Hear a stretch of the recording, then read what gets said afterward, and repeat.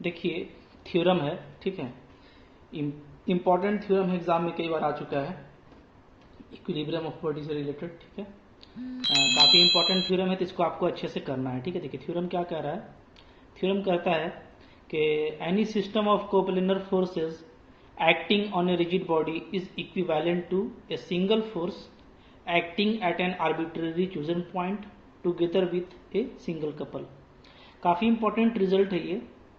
बोलता है कि अगर किसी रिजिड बॉडी में बहुत सारे फोर्सेस लग रहे हैं, ठीक है, तो उन सारे फोर्सेस को हम लोग सिंगल फोर्स में कन्वर्ट कर सकते हैं। वो सारे फोर्स का एक रिजल्टेंट फोर्स होगा, ठीक है, और क्या होगा, एक रिजल्टेंट सिंगल कपल होगा, ठीक है। आइए इसको प्रूफ करते हैं। देखिए मैंने एक रिजिड बॉडी लिया हुआ है और इस रिजिड बॉडी में बहुत सारे पॉइंट्स हैं, A1, A2, A3, इसी तरीके से AN, और कोई आर्बिट्रेरी पॉइंट है मेरा AR, ठीक है। तो let a system of coplanar forces, एक ही प्लेन पे है, तो ये सारे क्या हैं, कोप्लेनर फोर्सेस हैं, F1, F2, Fn, ठीक है। तो इसको आप वेक्टर के फॉर्म में लिखिएगा, फोर्स है ना, F1, F2, Fn, ठीक, इस तरह का ये फोर्सेस है। और ये किस पॉइंट पे लग रहा है, A1 पे, A2 पे, डॉट डॉट AN पे रिस्पेक्टिवली, ठीक है। देखिए O मेरा क्या है, कोई भी आर्बिट्रेरी पॉइंट है ये O, ओके।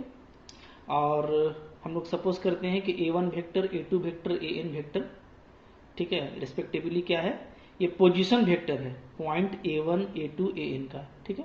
जब भी कोई पॉइंट लेते हैं तो हम लोग किसी एक पॉइंट को फिक्स करके इस पॉइंट का पोजीशन देखते हैं ना, उसको क्या बोलते हैं, पोजीशन वेक्टर, ठीक है। तो A1 का जो पोजीशन वेक्टर है पॉइंट O से, वो A1 है, A2 का A2, इसी तरीके से AN का AN, ठीक है। तो AR का क्या हो जाएगा, AR, ठीक है। ये इसका हो गया पोजीशन वेक्टर, ओके, क्लियर। अच्छा, एक हम लोग पॉइंट चूज कर रहे हैं, consider a point AR which have position vector AR with respect to origin, ठीक है। Let force FR acting at a point AR, suppose करते हैं कि इस पॉइंट पे एक फोर्स FR लगा हुआ है, ठीक है। अब देखिए यहाँ पे हर पॉइंट पे फोर्स है, हाँ, जैसे हमने लिखा है कि A1 पे F1 लगा हुआ है, A2 पे F2 लगा हुआ है, लेकिन सबको अगर दिखाएंगे तो क्या हो जाएगा, पूरा फिगर मिसमैच हो जाएगा, हाँ। तो इसलिए मैं सिर्फ एक पॉइंट पे फोर्स दिखाया हूं FR, AR पर, और बाकी सारे पॉइंट पे ऐसा ही फोर्स लगा हुआ है, ये आपको समझना है। डायरेक्शन जरूरी नहीं है कि यही हो, किसी पे ऐसा डायरेक्शन भी हो सकता है, किसी पे ऐसा हो सकता है, किसी पे ऐसा, तो कुछ ना कुछ फोर्स हर पॉइंट पर है, ठीक है। और AR पे मैंने इस तरह का फोर्स दिखाया है, क्लियर। तो ये हम लोग लेते हैं कि AR पॉइंट पर एक फोर्स FR लगा हुआ है, ठीक है, ये तो हो गया।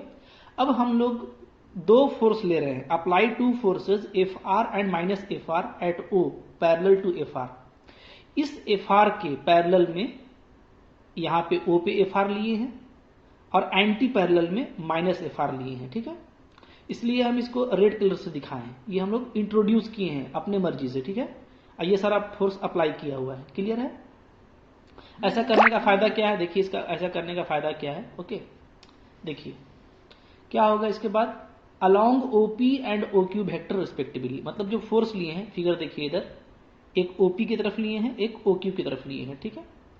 Since two equal forces FR along OP and minus FR along OQ are opposite and equal to each other, therefore they do not affect the equilibrium of body, ठीक है। मतलब ये जो फोर्स लिया गया है तो इसको लेने से कोई दिक्कत नहीं हुआ, क्यों, इसलिए कि एक उधर है और एक इधर है, दोनों एक दूसरे के इक्वल और अपोजिट है, ठीक है। तो दोनों आपस में कैंसिल हो जाएगा। तो इस तरीके से जो बॉडी का इक्विलिब्रियम है, ठीक है, जो इक्विलिब्रियम है बॉडी का, उस पर कोई फर्क नहीं पड़ेगा, यानी जैसे पहले था बॉडी वैसा ही रहेगा, ठीक है। तो इसलिए हम इसको ऐसे ले सकते हैं, ठीक है। लेने का क्या फायदा है अभी आपको नजर आएगा। Now the forces FR at AR and minus FR at O, ध्यान दीजिए AR पे जो FR लगा हुआ है ये काला वाला, ब्लैक वाला, और जो O पर माइनस FR लगा हुआ है ये वाला। अब इन दोनों को देखिए तो क्या है, ये दोनों अब क्या हो गया, इक्वल है और एंटी पैरेलल है, तो ये क्या फॉर्म कर सकता है, कपल फॉर्म कर सकता है, ठीक है। हम लोग पढ़े हैं कपल में, तो वही लिखा हुआ है कि now the forces F R at A R and minus F R at O along O Q, ठीक है, मतलब कि ओ क्यू की तरफ जो लगा हुआ है, form A couple of movement. तो ये कपल ऑफ मूवमेंट तैयार करेगा। और कपल ऑफ मूवमेंट का फॉर्मूला क्या होता है? तो परपेंडिकुलर डिस्टेंस इंटू कोई एक फोर्स। तो परपेंडिकुलर डिस्टेंस क्या हो जाएगा? ओ से लेके ए आर तक का दूरी, ओ ए आर वेक्टर, ठीक है, क्रॉस एफ आर, कोई एक फोर्स। और ये हम लोग का क्या है? ये जो है ए आर वेक्टर है, तो इसको हम ए आर वेक्टर लिख देंगे क्रॉस एफ आर, ठीक है, okay. And besides this couple a single force F R along OP is left at O. अब बोलता है कि ये तो दोनों आपस में कपल बन गया, अब इसके अलावा एक फोर्स और बचा हुआ है ओपी की तरफ, एफ आर, ठीक है, ये बचा हुआ है। Thus a single force F R acting at A R is equivalent to force F R at O and a couple of moment A R cross F R, ठीक है। तो अब देखिए क्या बोल रहा है कि यानी कि ये जो फोर्स था ना, ये फोर्स को हम लोग दो तरीके से दो कंपोनेंट में बांट सकते हैं इस एफ आर को। पहला तो ये एफ आर जो ओपी पे लगा हुआ है, चूंकि दोनों इक्वल है, एक जैसा है, तो ये ओपी वाला एफ आर और ये दोनों का मिलने से जो कपल ऑफ मोमेंट तैयार हुआ वो। तो समझिए इतना जो हम लोग लिखे हैं ना, ये बस सिर्फ थ्योरी है, मतलब लिखने वाली बात है, वरना है बहुत छोटी सी चीज, समझना है आपको, ठीक है।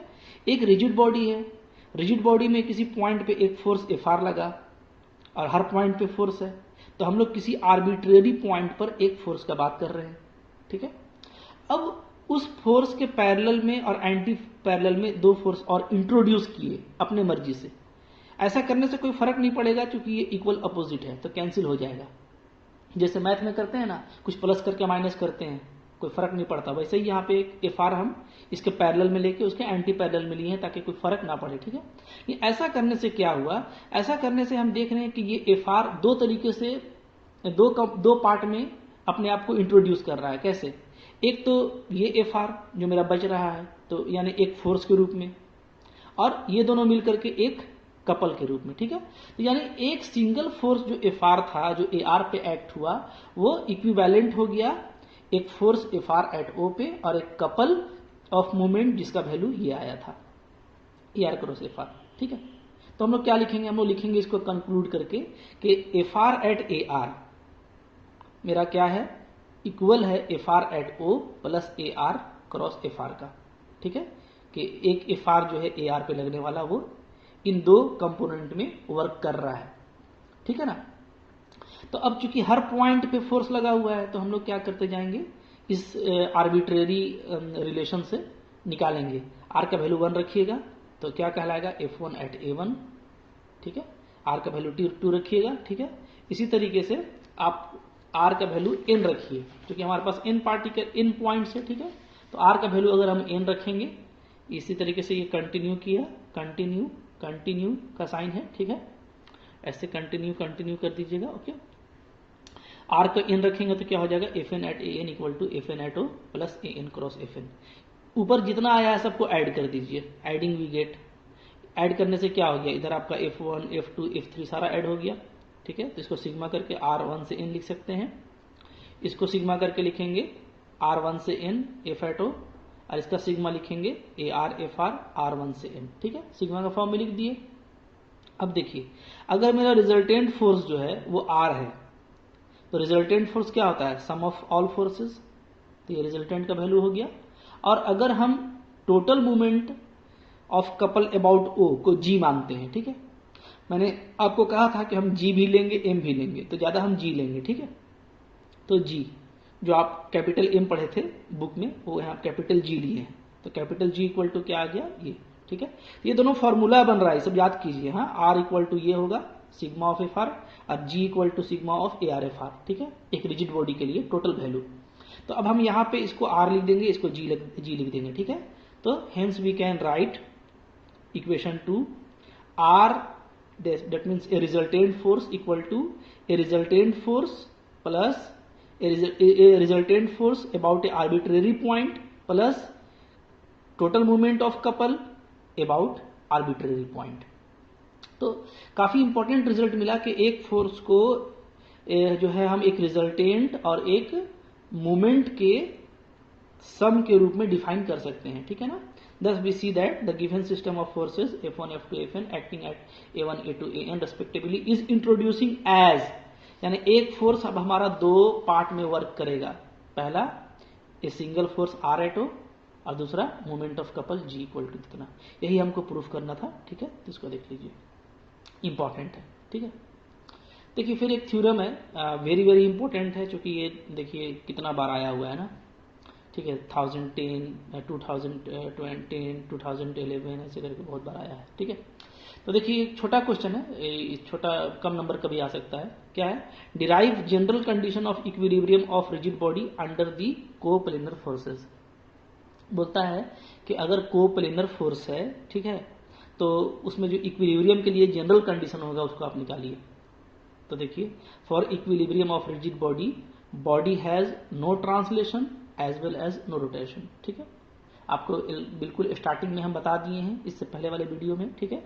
इक्विलिब्रियम के लिए ना ट्रांसलेशन होना चाहिए और ना ही रोटेशन, ठीक है। अब देखिए, अब हम लोग ये रिजल्ट पढ़ चुके हैं, अभी पढ़े हैं कि कोई भी एक रिजल्टेंट आर क्या होता है, R at O plus G about O, ठीक है, ये होता है जी अबाउट ओ, ठीक है। तो अब देखिए नेसेसरी कंडीशन क्या हो जाएगा कि इक्विलिब्रियम के लिए क्या होना चाहिए, body has no translation and no rotation. अगर नो ट्रांसलेशन है तो आर जीरो हो जाएगा, ठीक है। मतलब आप यहां पे लिख सकते हैं ऐसे करके कि नो ट्रांसलेशन, ट्रांसलेशन मीन्स क्या, means R vector equal to zero, ठीक है। एंड नो रोटेशन, अगर कोई रोटेशन भी नहीं है इसका मतलब क्या कि कोई मूवमेंट नहीं है, इसका मतलब क्या होगा, means G equal to zero. तो ये दोनों हमको मिल गया, आर भी जीरो और जी भी जीरो, ठीक है। तो ये नेसेसरी कंडीशन है, सिर्फ आपको इसको लिखना है और याद रखना है। फिर इसका सफिशिएंट कंडीशन क्या होगा, देखिए इसका जो सफिशिएंट कंडीशन होगा वो होगा, ठीक है, हम लोग आर को जीरो ले लेते हैं और जी को भी जीरो ले लेते हैं, ठीक है। तो आर जीरो होने का मतलब क्या हो गया कि बॉडी हैज नो ट्रांसलेशन, और जी जीरो होने का मतलब बॉडी हैज नो रोटेशन, ठीक है। तो यहां से भी हमारा आ गया कि इसका मतलब क्या है कि बॉडी मेरा इक्विलिब्रियम में है, क्लियर है, ठीक है। तो आपको इसको अच्छे से याद रखना है। हाँ, इसके बाद देखिए एक वेरी इंपॉर्टेंट क्वेश्चन आ रहा है, ये भी हमेशा आता है, क्या है, इक्वेशन ऑफ रिजल्टेंट, ठीक है। तो देखिए ये जो थ्योरम है ये आपको क्या कह रहा है, ये कह रहा है to find the equation of line of action of resultant of the system of coplanar forces, ठीक है, at different point of a body, ठीक है। एक जैसे कोई बॉडी है मेरे पास, तो बॉडी के डिफरेंट पॉइंट पे, ठीक है, जो कोप्लेनर फोर्सेस अप्लाई होता है, तो आपको उसके लिए line of action of resultant निकालना है, ठीक है। मतलब जो रिजल्टेंट फोर्स अप्लाई होगा ना, उसका लाइन ऑफ एक्शन का इक्वेशन क्या है, सो आपको निकालना है। ये इंपॉर्टेंट है, ठीक है, इसको काफी अच्छे से देखिए। सारे इंपॉर्टेंट ही क्वेश्चन मैं आपको बताऊंगा, क्योंकि जनरल क्वेश्चन तो उतना डिस्कस करने से नहीं बनेगा, ठीक है, उसके लिए बेस काफी स्ट्रांग होना चाहिए, लेकिन एग्जाम के लिए मैं सारी तैयारी आपको करवा दूंगा, ठीक है। तो देखिए मैंने एक क्या इंट्रोड्यूस किया, ठीक है। एक देखिए कोई एक पॉइंट मैंने ए लिया है एक्स एक्सिस पर, और इस पर एक फोर्स अप्लाई किया है आर, ठीक है। अब जैसा पिछले काम किए थे वैसा ही करेंगे। हाँ, इस आर का रिजोल्यूशन कर दिए हैं, एक्स की तरफ इसका वैल्यू कैपिटल एक्स है और y की तरफ इसका वैल्यू कैपिटल Y है, ठीक है। तो रिजोल्यूशन आपको पता है, इस फोर्स का हम लोग रिजोल्यूशन कर दिए, ठीक है। अच्छा, अब देखिए जैसा पिछले बार काम किए थे, पॉइंट O आर्बिट्रेरी पॉइंट लिया, ठीक है, ओरिजिन, और इसके पैरेलल में एक फोर्स R ले लिए और उसके एंटी पैरेलल में माइनस R ले लिए, जिससे ये दोनों आपस में कैंसिल हो जाएगा, ठीक है। तो फिर वही काम होगा कि ये R मेरा टू पार्ट में वर्क करेगा, एक इस आर और एक इन दोनों आर के मूवमेंट से, ठीक है। तो जब इन दोनों आर का हम मूवमेंट निकालेंगे तो मूवमेंट क्या होता है, couple of movement, force into perpendicular distance, ठीक है। इसलिए इस आर को हम नीचे की तरफ बढ़ाए हैं और एक परपेंडिकुलर डिस्टेंस ड्रॉ कर दिए हैं ओ से यहां तक, ओ एन। ये ओ एन क्या है, पी है, ठीक है। तो आर इंटू पी, ये सिंपली क्या हो जाएगा मेरा, ये मेरा हो जाएगा कपल ऑफ मूवमेंट, ठीक है, जिसको हम लोग जी बोलते हैं, या एम बोलते हैं तो जी का वैल्यू हो जाएगा। ठीक है, अब आइए देखिए, इसको मैं जो मैंने यहाँ पे फिगर बनाया है ना उसको आप पहले बना लीजिए, फिर मैं इसको लिख रहा हूँ। ठीक है, देखिए हम लोग क्या लिखेंगे यहाँ पे, हम लिखेंगे let the system of coplanar forces, let the system of coplanar forces, ठीक है, acting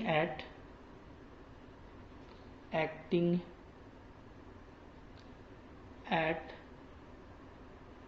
different points of a rigid body, different points of a rigid body। ठीक है, ये जैसे लिखते हैं वैसे लिख दिए। ओके, अच्छा, अब ये जो सिस्टम ऑफ कोप्लेनर फोर्सेस है तो ये क्या है, एक फोर्स में बदल सकता है जैसा हम लोग पढ़े हैं। ठीक है, तो आगे बढ़ाइए, be reduced to a single force capital R acting at O, ठीक है, टुगेदर विथ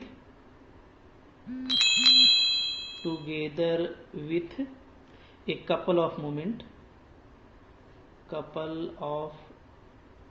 मोमेंट जी। ठीक है, ओके, तो ये आर को वेक्टर लेते हैं, इसको भी वेक्टर लेते हैं। ठीक है, मोमेंट, ओके, सारा वेक्टर क्वांटिटी होता है। अच्छा, तो ये जैसे मैंने अभी आपको फिगर में समझाया ना कि यहाँ पे अगर कोई हम आर लिए हैं तो ये दो पार्ट में वर्क करेगा, एक ये आर एट ओ और इन दोनों एंटी पैरेलल फोर्सेस से, ठीक है, मूवमेंट तैयार होगा। मूवमेंट का फॉर्मूला क्या होता है, परपेंडिकुलर डिस्टेंस इनटू कोई एक फोर्स। ठीक है, अच्छा, तो अब ये तो हम लोग का हो गया, तो यहाँ पे हम लिख सकते हैं, ठीक है, कि यहाँ पे हमारा क्या हो जाएगा, देयरफॉर क्या होगा बताइए, देयरफॉर हमारा हो जाएगा जो जी है, जी का मैग्नीट्यूड वो क्या होगा, तो वो होगा हमारा एक फोर्स आर और इंटू परपेंडिकुलर डिस्टेंस पी। ठीक है, जहाँ पी क्या है मेरा, पी जो है इज परपेंडिकुलर डिस्टेंस, ऐसे ले लेते हैं, परपेंडिकुलर डिस्टेंस बिटवीन आर, ठीक है, at A and minus R at O, दिख रहा है आपको। ठीक है, माइनस आर एट ओ और आर एट ओ। ठीक है, तो ये हो गया आपका। तो यहां से आप देखिए, यहां से हम लोग का जो पी का वैल्यू है वो क्या हो जाएगा, पी का वैल्यू हो जाएगा जी बाई आर, लिख सकते हैं। ठीक है, जबकि ये होना चाहिए कि आर मेरा कभी जीरो ना हो। ठीक है, क्योंकि आर जीरो होगा तो ये अनडिफाइंड हो जाएगा। ओके, अब देखिए आगे, द फोर्सेस आर, ठीक है, एंड माइनस आर, ये जो दो फोर्स लगा हुआ है कहाँ पे, ओ पे। ठीक है, यहाँ पे देखिए वेक्टर नहीं लगाए हैं क्योंकि ये मैग्नीट्यूड लिया गया है। ठीक है, जब भी रिलेशन लिखते हैं तो मैग्नीट्यूड लिखते हैं। ठीक है ना, तो यहाँ पे हम लोग मैग्नीट्यूड लिए हैं इसलिए वेक्टर नहीं है, और यहाँ पे वेक्टर ले रहे हैं यानी ये फोर्स है। ठीक है, एट ओ बैलेंस, ये चूंकि बैलेंस हो जा रहा है आपका। ठीक है, hence the given system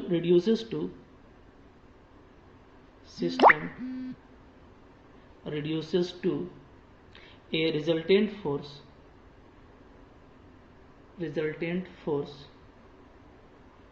r vector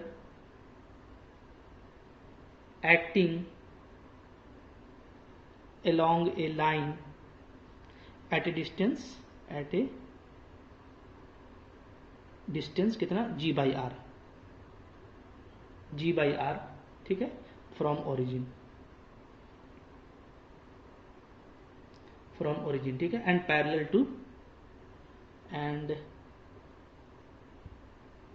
parallel to force R vector at O. Clear है। ठीक है, अब देखिए यहाँ पे क्या बात हुआ, यहाँ पे वही बात लिखा गया है कि आर और माइनस आर तो आपस में बैलेंस हो जाएगा, तो ये पूरा फोर्स है। ठीक है, तो यहाँ पे देखिए, यहाँ पे इक्विवेलेंट बात है ना, जैसे हम लोग चूंकि line of action of force निकालने वाले हैं, तो ये जो जैसे हम ऐसे बोलें, दो तरह से बोल सकते हैं। ठीक है, क्या कि मेरा जो सिंगल फोर्स है वो क्या है, या तो ये चीज है और या तो ये चीज है, दोनों एक ही चीज है। ठीक है, पैरेलल है आपस में। तो अगर हम इसका बात करें तो ये दोनों आपस में बैलेंस हो जाता है, इसलिए जो गिवन सिस्टम है, ठीक है, वो रिड्यूस हो जाएगा, ठीक है, किसमें, एक फोर्स आर में जो पी डिस्टेंस पे लगा हुआ है। पी डिस्टेंस कितना है हमारा, जी बाई आर, ठीक है, इसलिए मैंने यहाँ पे दिखाया distance G by R. Okay, ठीक है। अच्छा, अब देखिए इसके बाद हम लोग क्या करेंगे, let the line of action of single resultant force r vector meet the x axis at point A। ठीक है, अब देखिए ये जैसे मेरा जो सिंगल फोर्स है ये r, ठीक है, okay,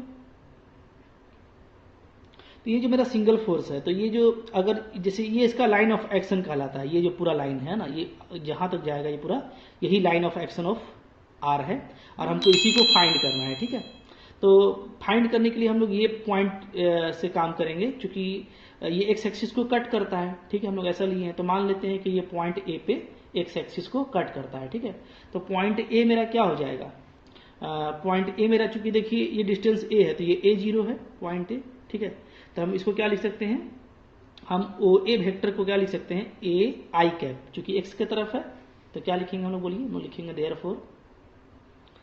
four O A vector is equal to A I cap. Clear है? ठीक है, अच्छा, अब हम लोग आर का रिजोल्यूशन किए हैं एक्स और वाई, तो ये भी लिख लेते हैं। एल्सो जो मेरा आर वेक्टर है वो क्या है, वो है मेरा X I plus Y J. ठीक है, where X and Y are क्या है, यहां पे वेक्टर लगाइएगा, एक्स वेक्टर वाई वेक्टर। ठीक है, Y vector are component of R vector along X and Y axis.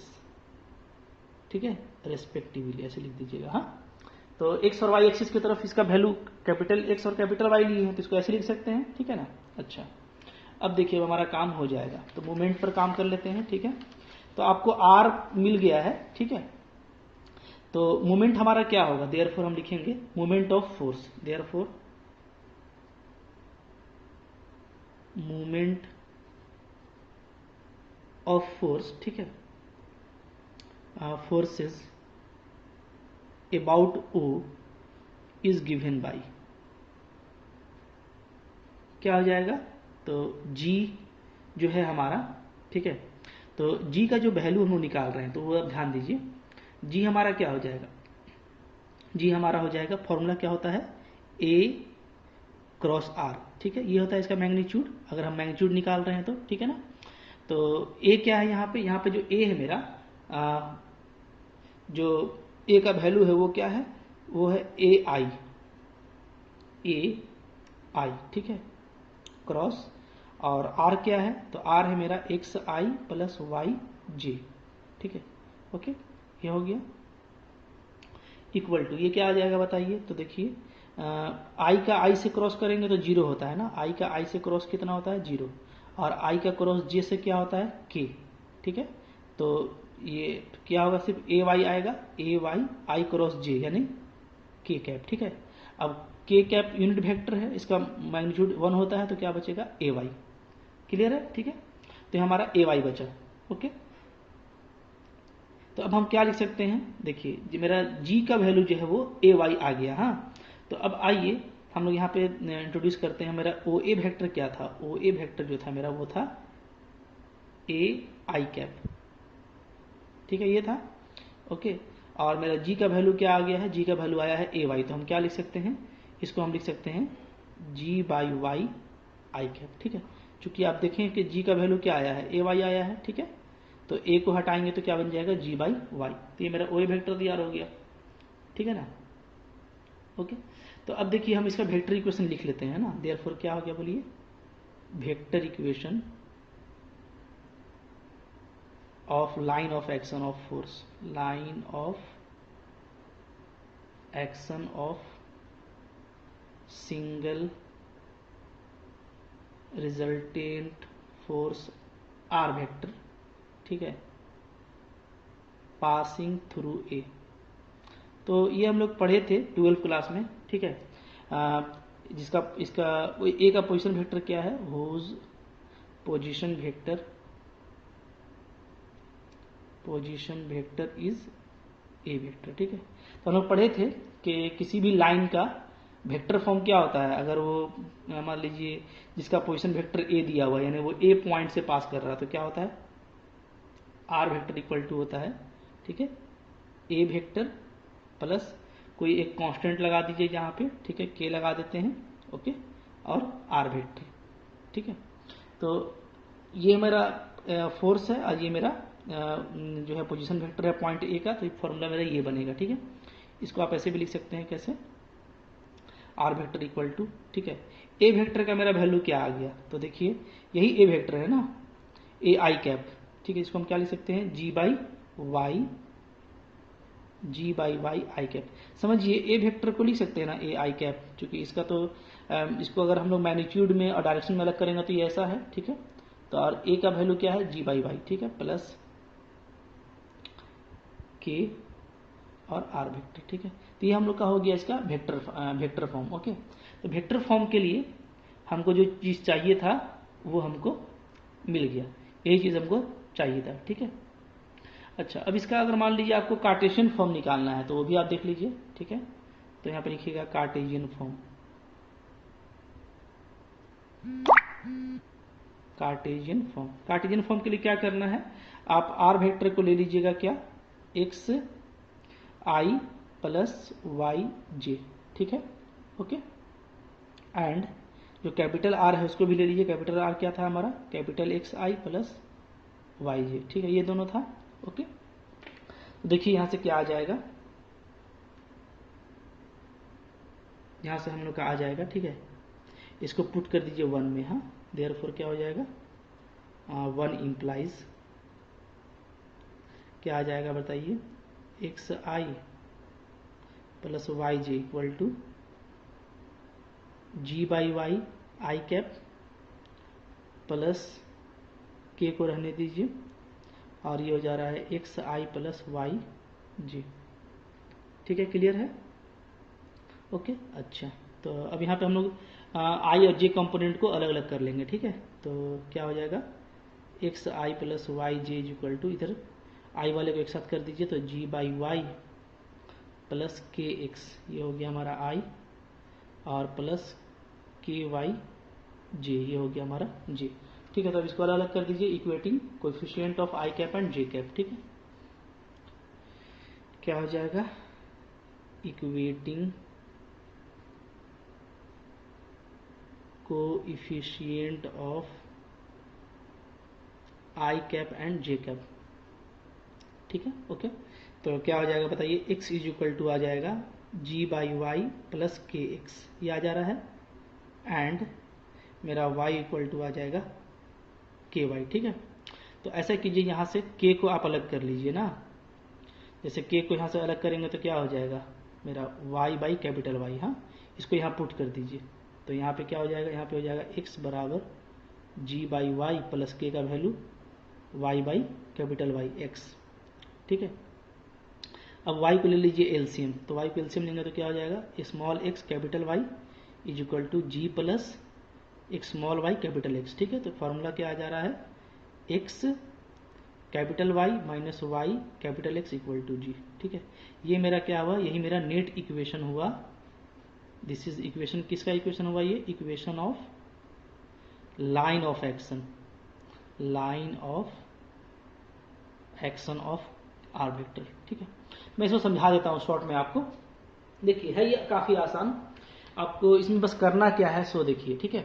इसमें आपको करना ये है कि हमारा जो फिगर था ना, जैसे ये वाला, इसको आपको समझना है, ठीक है। देखिए हम लोग क्या था कि इसमें बहुत सारा हम लोग फोर्सेज लिए, ठीक है। तो बहुत सारा जब फोर्सेज लेते हैं तो कोई एक उसका रिजल्टेंट फोर्स सपोज कीजिए ये आर है, ये आर, ठीक है। तो हमको इसी का लाइन ऑफ एक्शन ऑफ, इसी का हमको इक्वेशन ऑफ इक्वेशन निकालना है, इसी वेक्टर का कहिए या इसी लाइन का। तो हम लोग क्या किए कि पहले इसको यहाँ पे इंट्रोड्यूस किए, ठीक है, आर और माइनस आर। इससे ये फोर्स दो तरीके से बिहेव करने लगा, एक ये आर और एक इसका मूवमेंट। लेकिन समझिए हम यहाँ पे इसको ये कहे कि ये मूवमेंट ले लेंगे और इस आर के बदले इसी आर को आप कंसिडर कीजिए, ठीक है, ताकि हमको जो लाइन ऑफ जो हमको इक्वेशन निकालना है वो इसी का इक्वेशन निकालना पड़े, ठीक है। तो उसके बाद हम लोग फिर क्या किए, उसके बाद हम लोग देखिए यहाँ पे ये चीज दिखा दिए कि जो परपेंडिकुलर डिस्टेंस है वो क्या है, जी बाई आर है, ठीक है, और ये क्या है, नॉट इक्वल टू 0 है। तो एक परपेंडिकुलर डिस्टेंस मेरा एग्जिस्ट कर रहा है, ठीक है, इन दोनों के बीच में। तो अगर ये P is equal to G by R मेरा ये एग्जिस्ट कर रहा है, तो हम लोग क्या बोलेंगे कि जो हमारा चूंकि फोर्स मेरा O पे बैलेंस हो जा रहा है, ठीक है, इसीलिए हम लोग ये बोलेंगे कि जो रिजल्टेंट है ना वो इस जी बाई आर पे, जी बाई आर दूरी पर, मतलब इस पॉइंट O से जी बाई आर दूरी पर मेरा रिजल्टेंट होगा। अब ये दिखने लगा, ठीक है, यही है। तो अब हमको इसका इक्वेशन निकालना है। तो हम लोग इसके लिए क्या किए कि हम लोग देख लिए कि ये A0 से पास करता है, यानी ये A वेक्टर है। तो हमको जो आर्बिट्रेरी डिस्टेंस है वो मिल गया, उसी से हम काम कर लेंगे, ठीक है। और R का XI और YJ इसको लगा करके हम लोग क्या किए, G फाइंड कर लिए, ठीक है, G, ये हम लोग का G मिल गया, ठीक है। G मिलने से हम लोग OA को अब इस तरीके से डिफाइन कर सकते हैं, ठीक है। बस यही OA है, OA हमको चाहिए था जिसमें हमको कि A का वैल्यू मिल जाए और A का वैल्यू हमको G बाई वाई मिल गया, ठीक है। तो अब हम ये इक्वेशन आप याद रखिएगा, ठीक है। अगर आपको फोर्स R वेक्टर दिया हुआ है तो उसका वेक्टर इक्वेशन ये होता है, ठीक है। यहाँ पे आप वैल्यू पुटअप कर दीजिए और फिर इसका कार्टेशियन फॉर्म तो निकालना आसान है। R का ये होता है कैपिटल R, ये हम लोग जानते हैं, देखे थे इसका रेजोल्यूशन, यहाँ से आप निकाल लीजिएगा। क्लियर है, तो आसान है ये, ठीक है। इसको आप इस तरीके से देख लीजिएगा। हाँ, अच्छा, इससे रिलेटेड देखिए कुछ क्वेश्चन है, तो वो सब क्वेश्चन हम लोग अब नेक्स्ट वीडियो में करेंगे, ठीक है। अच्छा, यहाँ पे एक इंपॉर्टेंट बात, ये बात याद रखना है कि यहाँ पे ये सब है क्या, जैसे हियर, समझने के लिए मैं बता दे रहा हूँ आपको नोट। यहाँ पे जो आपका कैपिटल X है, ठीक है, कैपिटल X वो क्या है, वो है अलजेब्राइक सम ऑफ,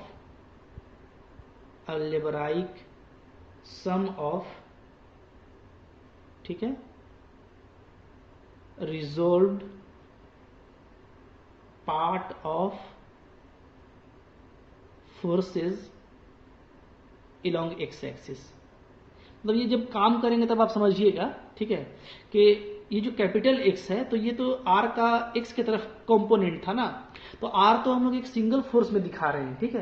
लेकिन जब आपको 3-4 फोर्स दिया रहेगा तो आप डायरेक्टली क्या करेंगे, हर फोर्स का X कंपोनेंट निकाल लेंगे और सबको जोड़ देंगे, तो ये क्या कहलाएगा, कैपिटल X, ठीक है। इसी तरीके से कैपिटल Y क्या होगा, अलजेब्राइक सम ऑफ रिजोल्व्ड पार्ट, ठीक है, of forces along Y axis. अगर 3-4 फोर्स दिया हुआ है तो सारा फोर्स का Y कंपोनेंट निकाल करके ऐड कर दीजिएगा, तो क्या मिल जाएगा आपको, कैपिटल Y मिल जाएगा, ठीक है। और कैपिटल G क्या होगा, तो कैपिटल G होगा हमारा अलजेब्राइक सम ऑफ, ठीक है, सम ऑफ मूवमेंट्स, ठीक है, of forces about the origin O, ठीक है। तो ये जब आप इक्वेशन लगाइएगा तो आप ध्यान दीजिएगा, क्योंकि हम लोग इसको ओरिजिन से काम किए हैं, ठीक है। तो जब आप G निकालेंगे तो G जब आप निकालिएगा तो ओरिजिन के अबाउट में जितना भी फोर्स दिया रहेगा ना, उस सब का मूवमेंट ओरिजिन के अबाउट में निकाल लीजिएगा, उसको जोड़ दीजिएगा तो क्या बन जाएगा आपका G, ठीक है। तो ये आपको इस इक्वेशन को अप्लाई करने के लिए ध्यान देना है। हम लोग जब इक्वेशन ऑफ लाइन निकालेंगे, equation of line of action, तो हम लोग दूसरा लॉजिक से निकालेंगे, उससे इजी बनेगा, ठीक है। थ्योरम के लिए तो इसको अप्लाई कर दिए, लेकिन हम लोग वहां पे दूसरा लॉजिक से करेंगे तो वो जल्दी होगा, ठीक है। Thank you for watching.